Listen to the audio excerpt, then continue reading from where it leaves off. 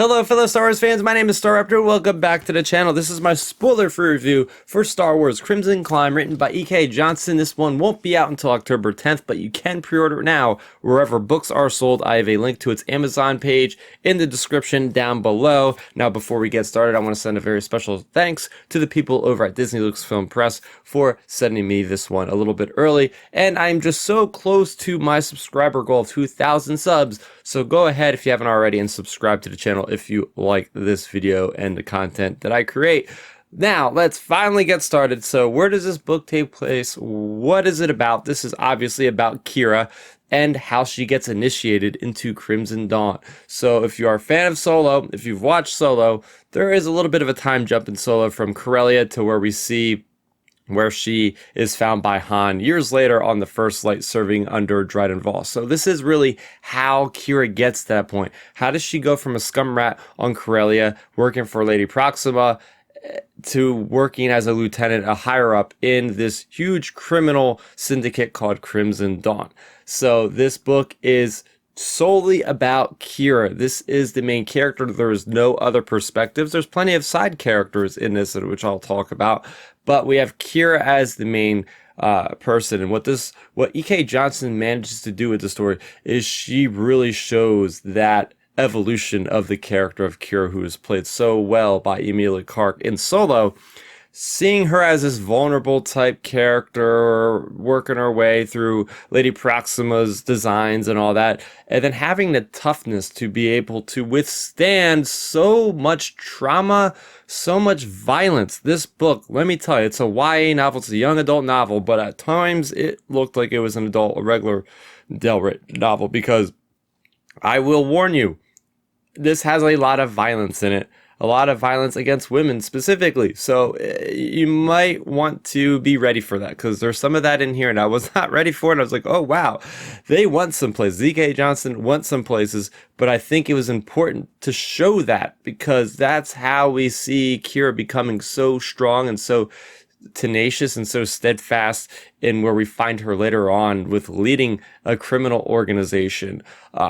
So we get to see characters like Dryden Voss, and she writes Dryden Voss so well to the point where he is giving me another kind of look at the character the next time I watch Solo Star Wars Story, because what Dryden Voss does is he is that mafioso guy that is going to make examples of people. And what I like about it is because it really feeds into this entire book, where this book feels like it's an underworld story told in Star Wars that has a lot of mafia type vibes, but even towards the end, surprisingly, there is an Indiana Jones strong vibe that I was getting from this book. So this book has all sorts of types of designs, but when it comes down to it, it is that kind of street level. Okay, where do we start here at this level in this organization, and how do we rise to the ranks? We see not as much action, I would say, but a lot more political intrigue, a lot more subterfuge, a lot more of Qi'ra just kind of,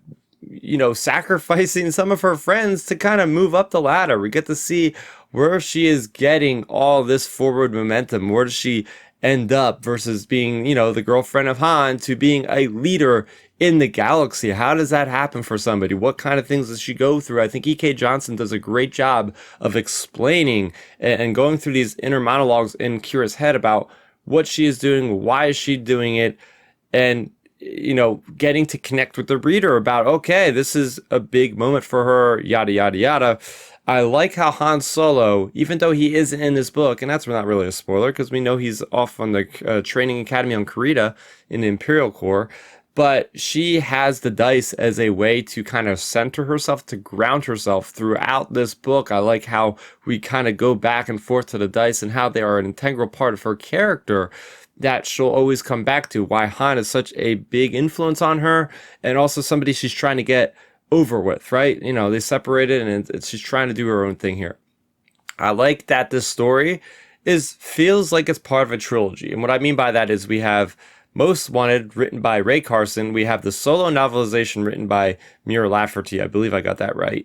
And we have now this, which picks up right after Solo, written by E.K. Johnston. So if you put those three together, you get a really nice comprehensive look at the character of Qi'ra, her origins, how she appears where she does. And there's a lot of connective tissue with this connecting with War of the Bounty Hunters, with Crimson Reign, with the Hidden Empire, which all take place between a time of Empire and Return of the Jedi. So I like how E.K. Johnston was able to fold in a lot of the current continuity and a lot of current lore into this one as well.